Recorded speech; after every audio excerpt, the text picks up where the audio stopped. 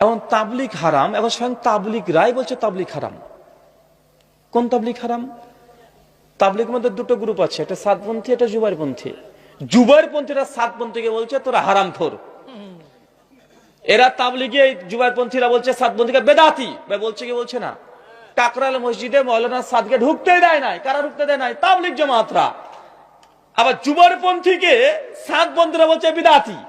তার মানে দুটো তাবলিগ গ্রুপ, দুই ভাই, আপন মায়ের পেটের যমজ ভাই, দুজন দুজনকে বিদাতি বলছে, দুজন দুজনকে বলছে হারাম।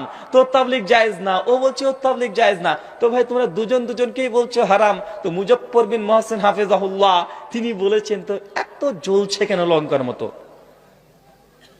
ভাই তাদের ফতোয়া কি কথা বলেন?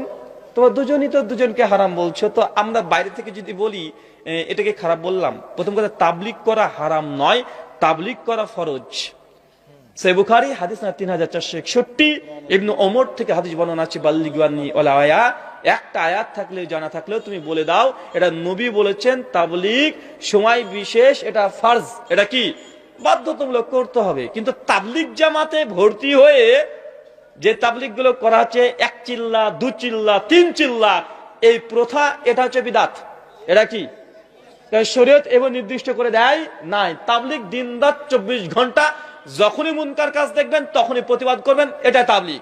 আর তাবলিগ জামাতে দেখা যায়, আমরা তাবলিগ জামাতকে কখনো পরিষ্কারভাবে পুরোটাকে বাতিল বলি না। আমরা বলি তাবলিগের যে উদ্দেশ্য ভালো, আলহামদুলিল্লাহ, তরিকা বাতিল। কি বললাম?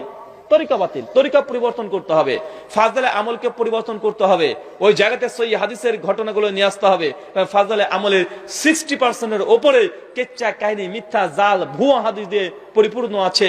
ওগুলো দিয়ে মানুষের আকীদা বিভ্রান্ত হবে, মানুষের আল্লাহর প্রতি তাওয়াক্কুলের চাইতে আল্লাহর ওলির প্রতি তাওয়াক্কুল বেশি করে ফেলে।